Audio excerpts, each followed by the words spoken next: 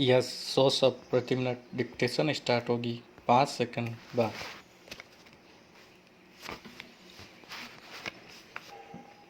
Start. श्रमिकों के विचार विमर्श की प्रक्रिया में एक गंभीर त्रुटि यह है कि ट्रेड यूनियनों को मान्यता देने के संबंध में कोई केंद्रीय कानून नहीं है।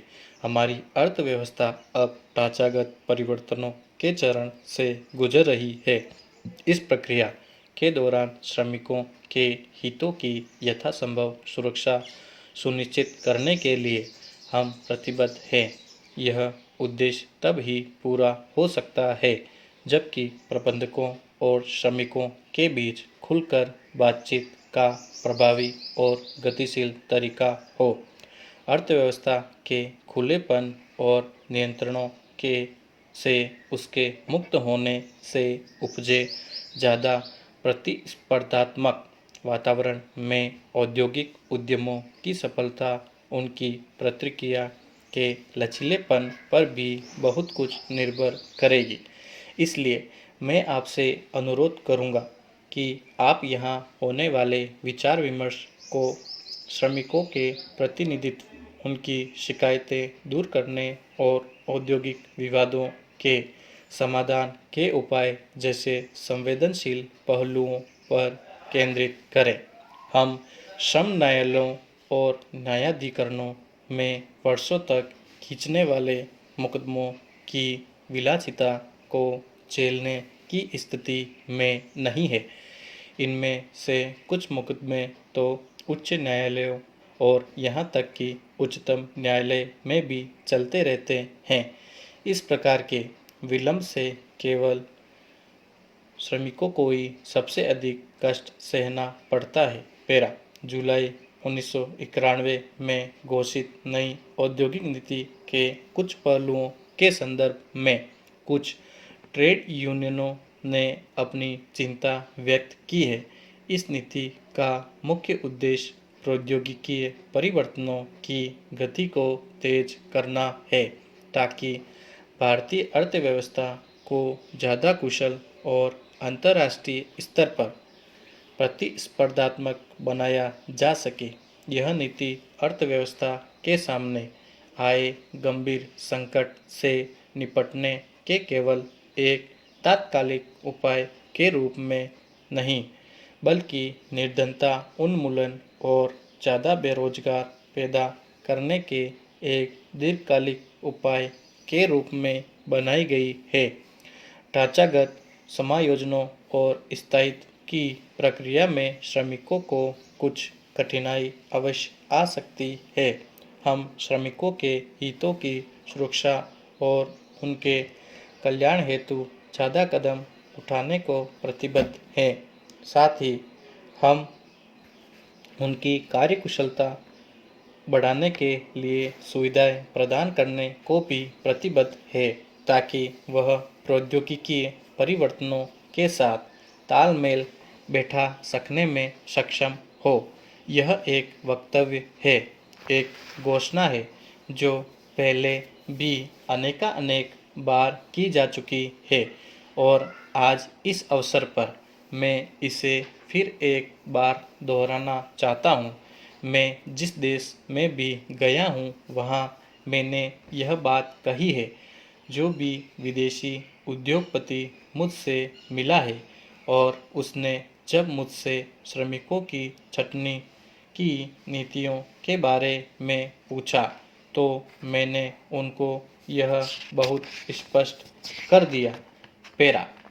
में ये कृषि की राह में रुकावट है और यदि समझकर इसका समाधान नहीं करते हैं तो कृषि की समस्याएं जहाँ की तहाँ रह जाएगी। अतः हम करने की कोशिश कर रहे हैं। यह पैकेज है जिसे मैं सदन के ध्यान में लाना चाहता हूँ। कृषि के आने पर हम अधिक गहराई तक जाएंगे। पैरा। हमने उर्वरक के बारे में अधिक विस्तार में जाने के लिए एक संयुक्त संसदीय समिति गठित की थी। हमने समिति की सिफारिशों को स्वीकार किया है। हम समिति की सिफारिशों को लागू कर रहे हैं और यहाँ इस बारे में आवाज़ें उठाई जा रही है। मैं सिर्फ यही कहूँगा कि माननीय सदस्यों ने जेपीसी की अपनी अपनी रिपोर्ट नहीं पढ़ी है और इसलिए यह सब हो रहा है। यह अधिक अच्छा होगा कि सदस्य संयुक्त संसदीय समिति की रिपोर्ट पढ़े और पता लगाए कि बात क्या है और वे किस हद तक लागू किए गए हैं। जहाँ तक आयात का सवाल है, यदि मैं गलती नहीं कर रहा हूँ तो इस साल कोई आयात नहीं होगा। हमारी फसल अच्छी रही है और रबी फसल की संभावना भी उतनी ही अच्छी रही है। इस साल गेहूं का आयात नहीं होगा और यदि हमारा सुरक्षित भंडार अच्छा रहा तो मैं आशा करता हूं कि अगले साल भी हमें गेहूं की आयात करने की ज़रूरत नहीं पड़ेगी। लेकिन बार बार यह ज़रूर कहूँगा कि तमाम कृषि उन्नति के बावजूद हम अब भी बारिश पर निर्भर हैं और ईश्वर न करे यदि इस देश में वस्तुतः भयंकर सूखा पड़ जाता है तो देश इसे झेल नहीं पाएगा। हम यहाँ वहाँ कहना चाहिए कि एक या दो राज्यों या 1.5 राज्यों में अथवा कुल जिलों में सूखा झेल सकते हैं। इस देश में कभी कभी व्यापक सूखा पड़ना असामान्य नहीं है।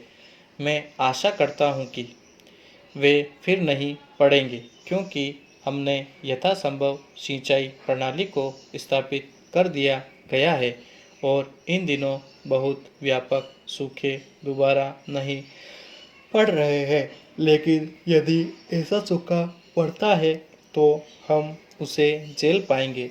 इसलिए कृषि का महत्व अभी भी बाकी है और कृषि का विस्तार अब भी बहुत महत्वपूर्ण है। पर यह विस्तार कहाँ है? पंजाब में ज़्यादा कुछ करने को नहीं और हरियाणा में भी यही स्थिति है। सिर्फ गंगा के मैदानी क्षेत्रों, पूर्वी यूपी, बिहार और प्राकृतिक संपदा से भरपूर, लेकिन संसाधनों के मामले में अभावग्रस्त क्षेत्रों में निवेश करने की ज़रूरत है। मैंने सुना है कि कृषि विशेषज्ञ कहते हैं कि सिर्फ एक राज्य बिहार ही समस्त भारत के लिए भोजन उपलब्ध करा सकता है। पैरा अस्पतालों में चलने वाली हड़तालों को देखते हुए मैं समझता हूँ कि इस पर विचार करना बहुत ही आवश्यक है।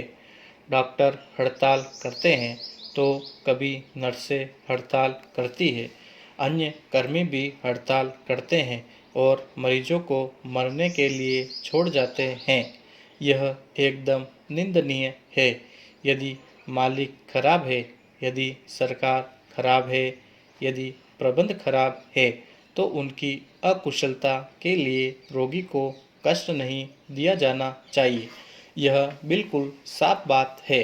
आप जैसा चाहें वैसा कानून बनाइए, आप जिस ढंग से चाहे प्रबंध को जिम्मेदार बनाएं, परंतु आपको मरीज को अपनी जान देने के लिए विवश करने का कोई अधिकार नहीं है। वह अस्पताल में ठीक होने आता है, मरने नहीं। यदि उसे मरना ही है तो वह घर में ही मर सकता है।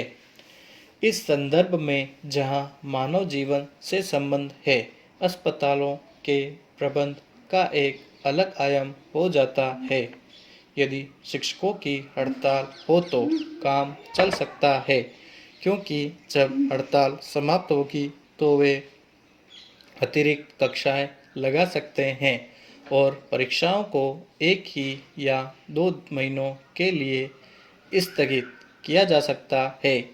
यह हो भी रहा है, लेकिन जब अस्पतालों में हड़ताल होती है तो यह स्पष्टतया अमानवीय है। एक बार मानव जीवन समाप्त हो गया तो वह वापस नहीं मिल सकता।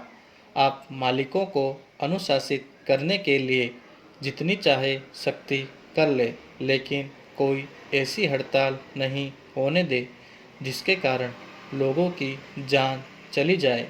हड़ताल समाप्त हो जाएगी, परंतु मानव जीवन वापस नहीं लौटेगा। तो यह मामला बिल्कुल भिन्न है और विशेष महत्व का है।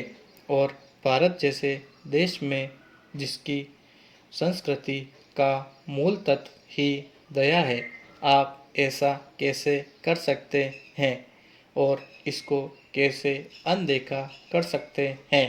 पेरा, इसलिए मेरा विचार है कि आपको इस पहलू पर बहुत गहराई से सोचना होगा, क्योंकि मैंने देखा है अन्य देशों में, उदाहरण के लिए इंग्लैंड में, लोग सामान्यतया हड़ताल नहीं करते। मैंने अस्पतालों में कई कई दिनों तक चलने वाली डॉक्टरों, नर्सों या अन्य कर्मचारियों की हड़तालें विदेश में कहीं नहीं देखी। मैं जब स्वास्थ्य मंत्री था तो मैंने इस बारे में छानबीन की। उन्होंने कहा कि हाँ, वहाँ भी शिकायतें और मांगे हैं, लेकिन वहाँ यह भी ध्यान रहता है कि जो डॉक्टर है वो वहाँ अस्पतालों में काम कर रहे हैं। उन्हें यह अभ्यास है कि उन लोगों के जीवन का भी दायित्व है जो इलाज के लिए अस्पताल आते हैं। धन्यवाद।